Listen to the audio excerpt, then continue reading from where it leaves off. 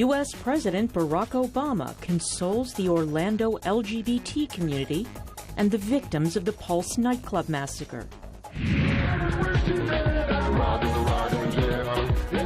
In our Music Makers segment, hip life pioneer Jedu Blé Ambule.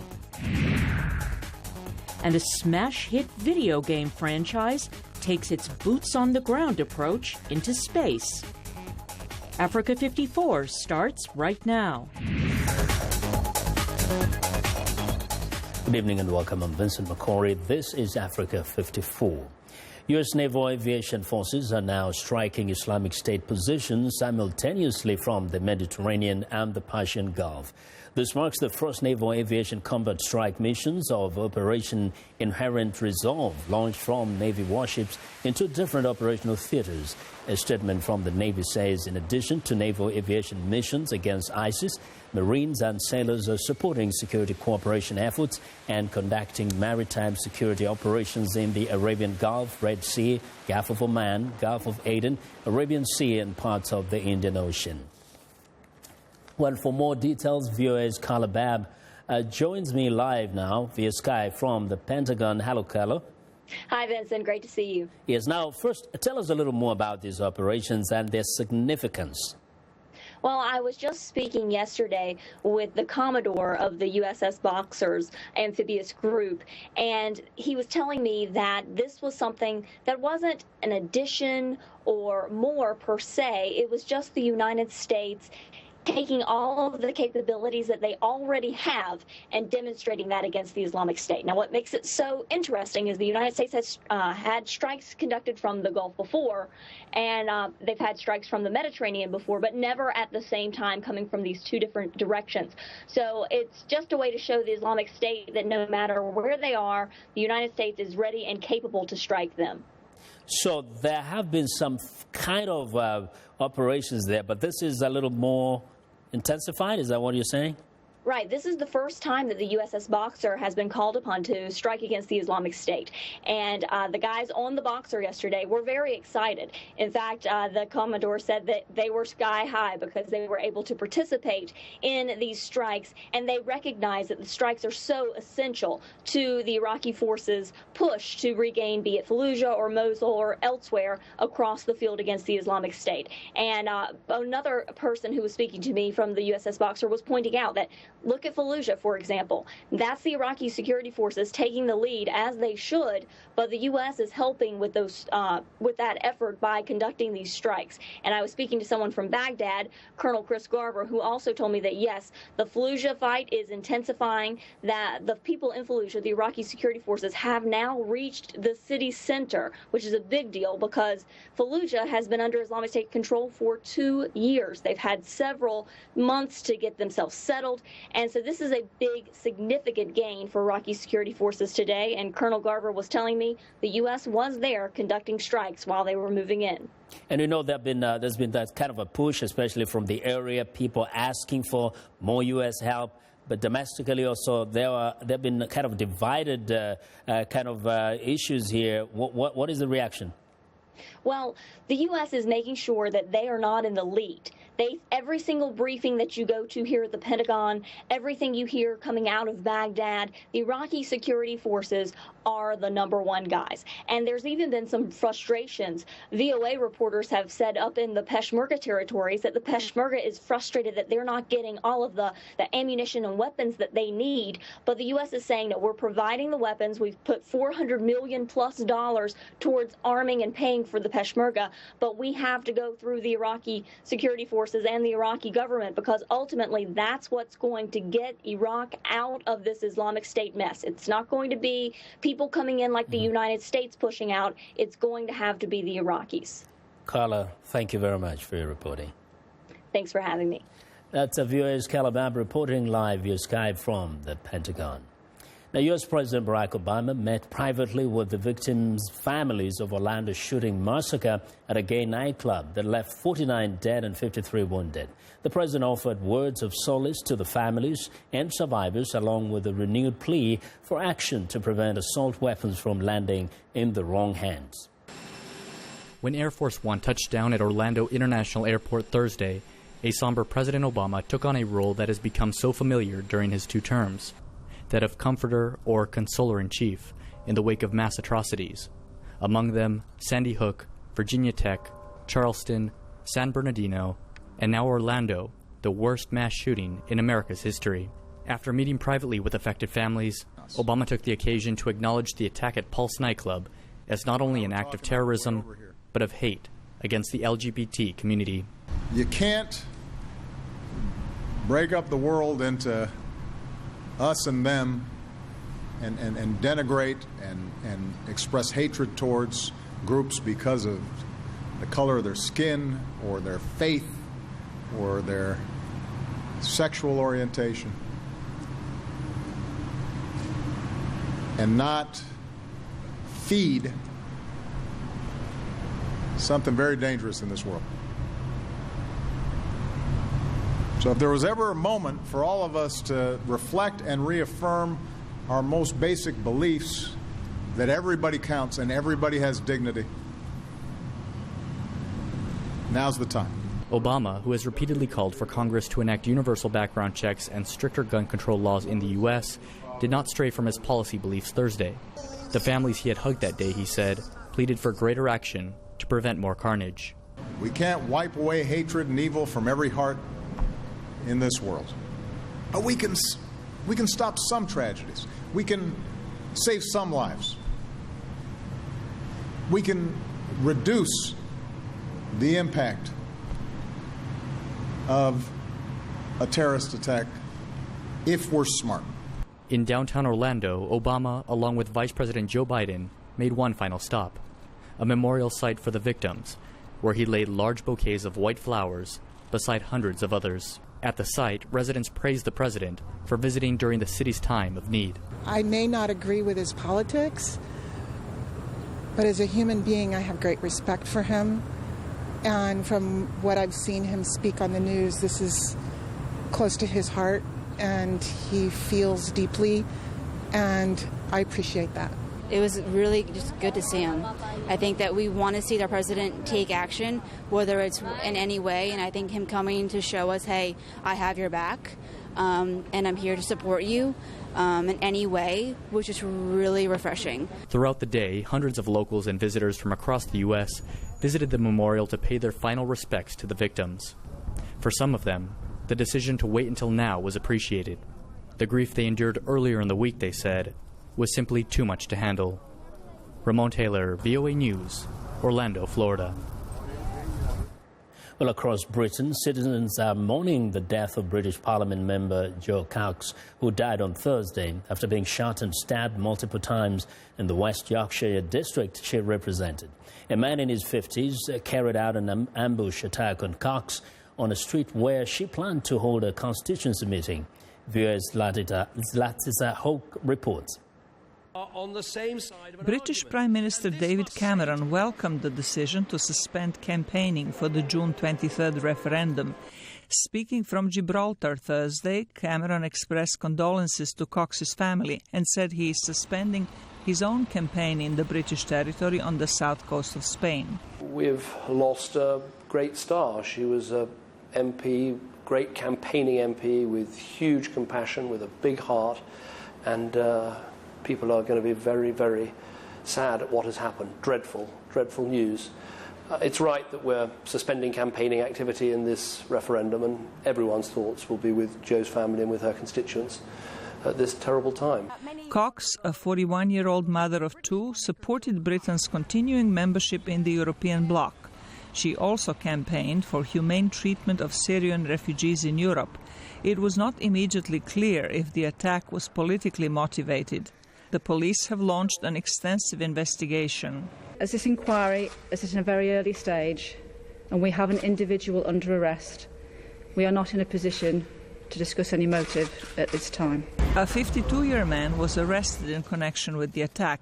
Cox was taken to a hospital where she was pronounced dead less than an hour after the shooting. A local merchant watched the incident from his store.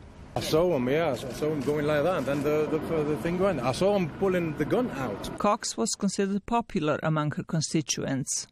Yeah, I know her, Jo, yes, I know her, Jo. She's a bubbly lady. She's very helpful, very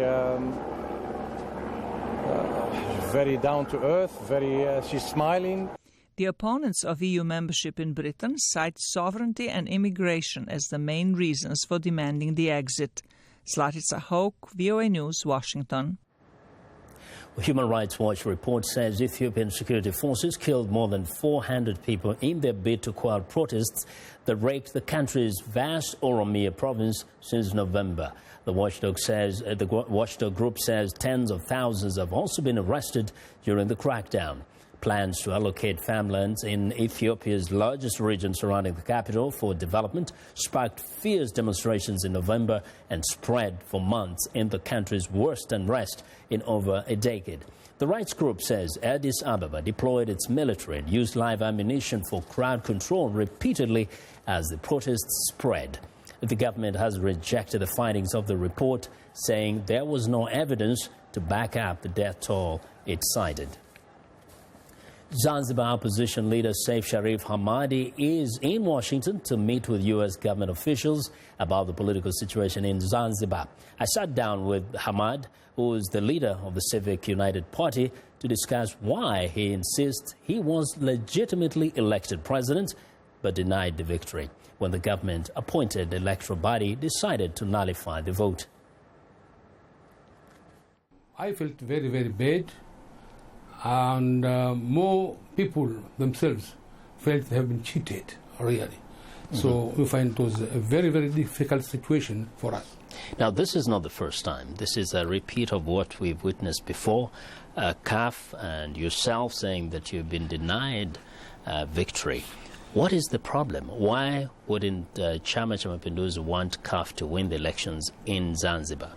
Well, I don't know, but when I met President Kikwete, one day before he handed over power to Magufuli, when I met him to discuss the issue of Zanzibar, he told me that Maalim wanakuogopa, that is, they're afraid of you.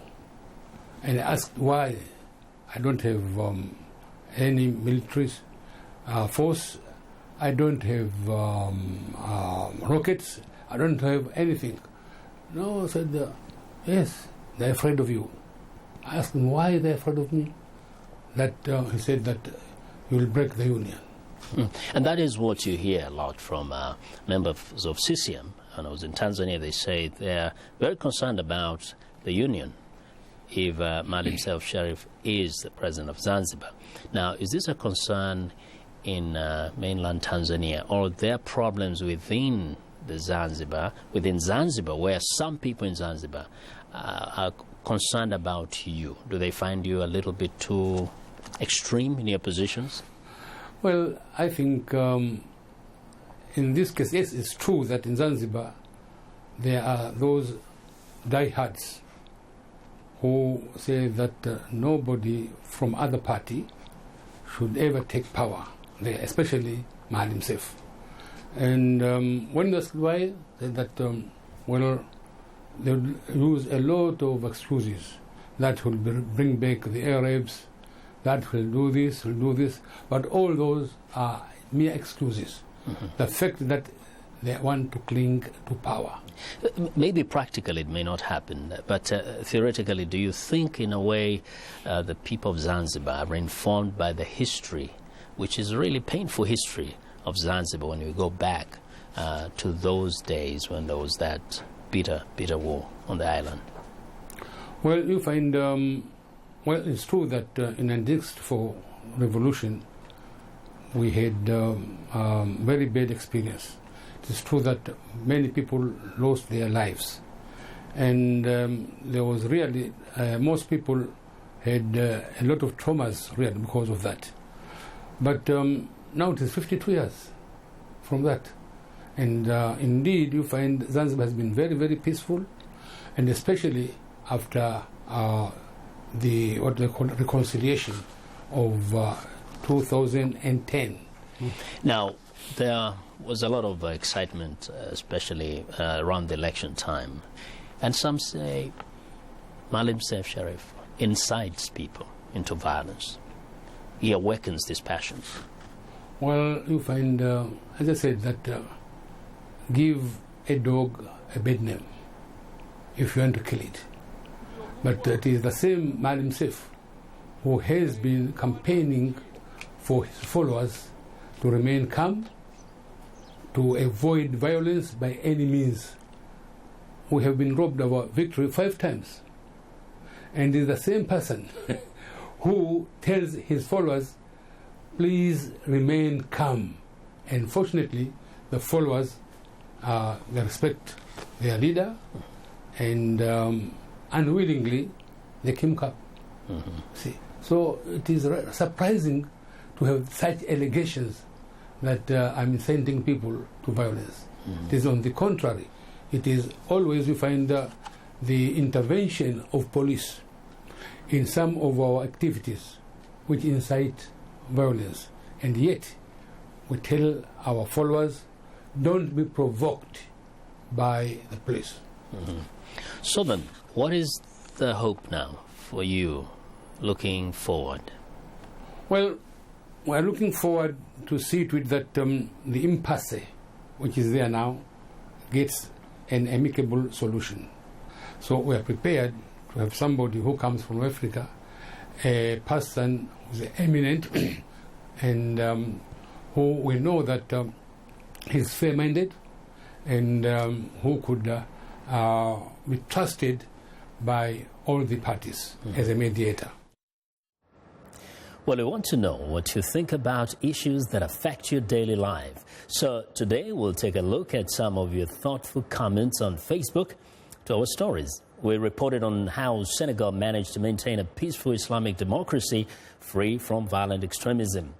Now, Bule Janid from Banjul, Gambia says, Islam is a religion of peace that lets people live side by side and in harmony. Well, in our health segment, we talked about a new vaccine that shows promise in the fight against HIV. Kennedy Chiro from Zamfara, Zambia, says trials have always been on vaccines and not on a cure. There is no hope for the infected. We also reported on the heavy fighting that took place along the Ethiopia-Eritrea border, and Tembalile Nongayimyana from Johannesburg, South Africa, says, why not negotiate instead of choosing violence to resolve borderline issues such as Ethiopia versus Eritrea? Well, we also reported extensively on Muhammad Ali's legacy, and one comment that comes to mind is that of Eni Kasande, who said, when I watch his video clips, he beats the sadness and sorrow out of me. Well, thanks for your responses, and please keep them coming. My question now to you is about my country of origin. How should Kenya handle the Dadaab refugee camp? Go to Facebook, the address is Africa54, and tell me what you think, or send me a tweet at VOA Vince Makori.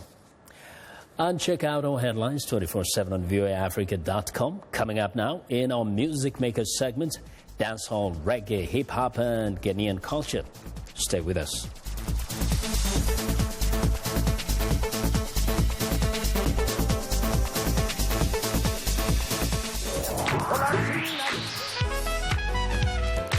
I wanted to present music and a side of American culture that is most important to me, that is a part of who I am. They're going to get some incredible performances.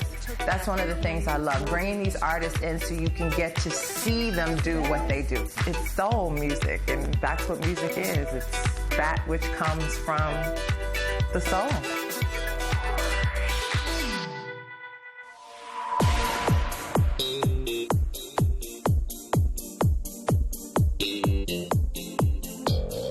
Well, it's Music Makers Friday, and with us today is Jodu Blay Ambole, a Ghanaian high life or hip life musician, affectionately also known as Simigwa Do Man. Jodu Blay, welcome. Thank you very much. Yeah, first, why you also called by the other name there, Simigwa Do Man? Because when you talk about rap music, yes, I'm the one who started rap music. You started rap music in Ghana? Yes, not in Ghana, but in the whole world. Oh, come on. Yes, because when you go to the Guinness Book of Records, they say that it was a Sugar Hill Gang that came out with rap. Yeah. If you check the date, theirs is around 1978, 79. Yeah. Mine came out in 1973. Wow. Yes. Do you remember your lines then? Oh, yes. Yeah? I do. You can say something? It's all about Mama stomach about hey bar about the two sa her Yamransa Quanta or War Horse, Mama to the Okona Manji Move. So these were the things that it built from there. Yeah. So over the years, how has your music developed, and eventually it's encompassed so many other influences, other forms of music? What do you call yourself now? The way I think I've grown in my music, because where I came from was a port city, and the seamen were bringing music coming from America, soul music, James Brown and all that. And we had the local musicians as well. And trying to build up my own style of music, I came out with a dance, I came out with a rhythm that belongs to me, and I came out with lyrics that also belongs to me. Because looking at what James Brown was doing, James Brown had his own way of music, dance, and lyrics as well. So that motivated me to be able to put all these things together. Okay, but I want to just showcase also how you've managed to collaborate with the younger generation. And we're going to play a video here. Do you remember this? You co-produced with someone else. Yes, I remember this because since I'm the one who started, the younger ones that are coming started collaborating with me. So that's the one of them that you're going to see. Let's watch this video. Let's watch this video.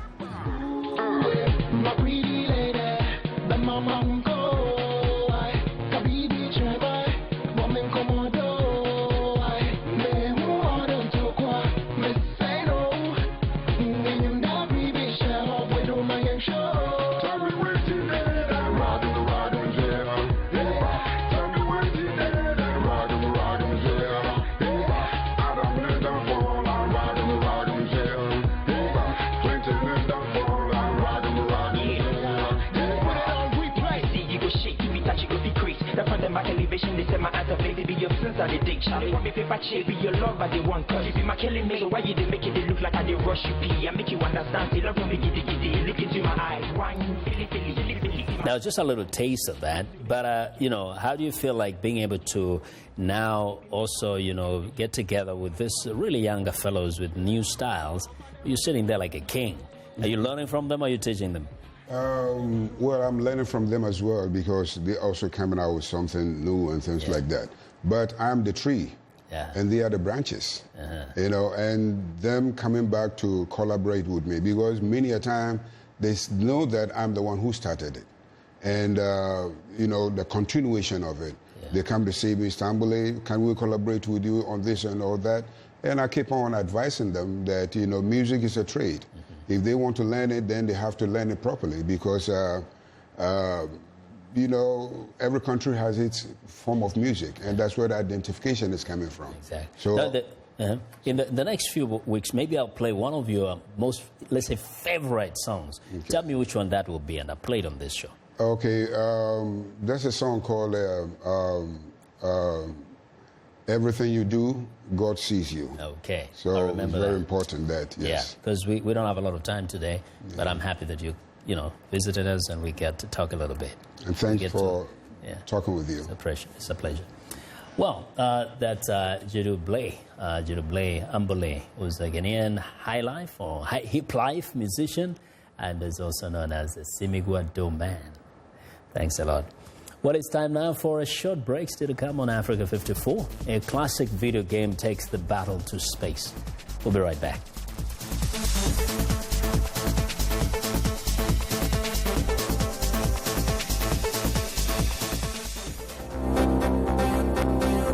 If you've just joined us, I'm Mariama Diallo, and here is a quick recap of today's headlines.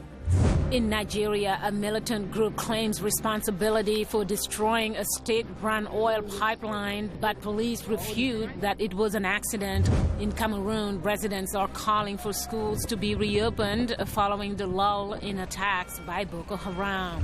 In Namibia, hundreds of people take to the streets to protest an expensive new parliament building, calling for the money to be spent on schools and hospitals instead. Finally, in Ivory Coast, thousands of citizens due a payout over the dumping of toxic waste by an oil trading group have finally received their money following a court battle with their UK law firm. That's all for today. Thanks for watching. We'll see you next time.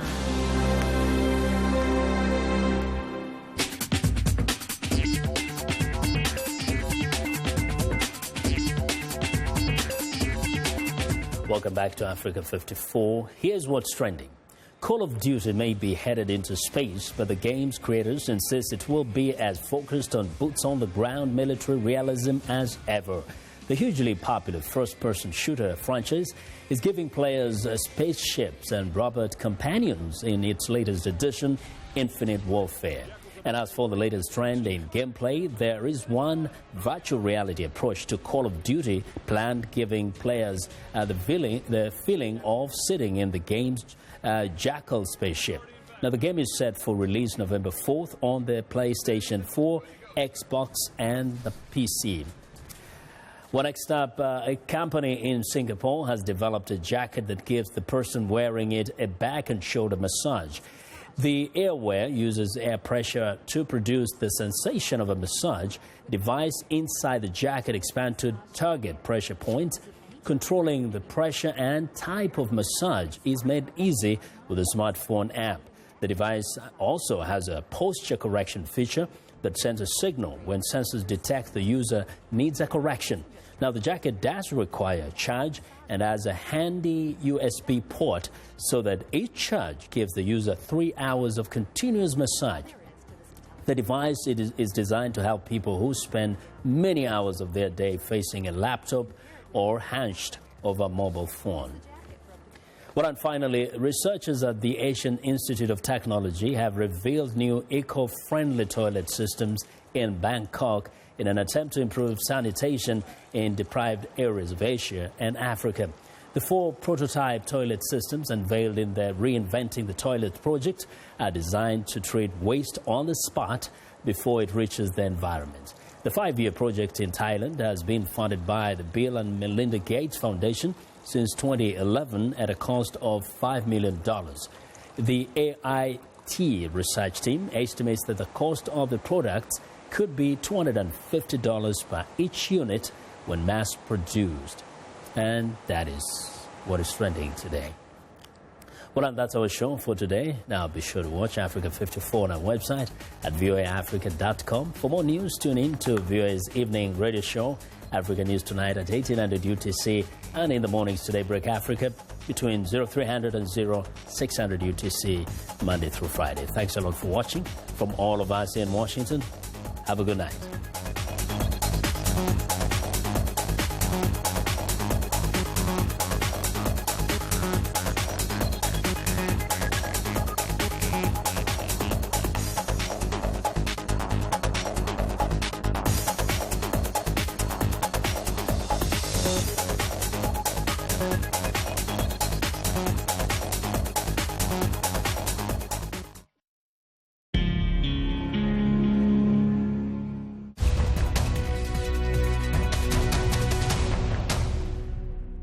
Welcome to the Voice of America's Newswords.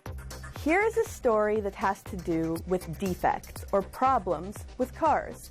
Listen for the word that means to take back something. Recall. They had meetings over this defect. They shared complaints over this defect. Yet there was no investigation by the government and no recall by General Motors until 10 years later. Recall. It is a word that means to ask people officially to return something.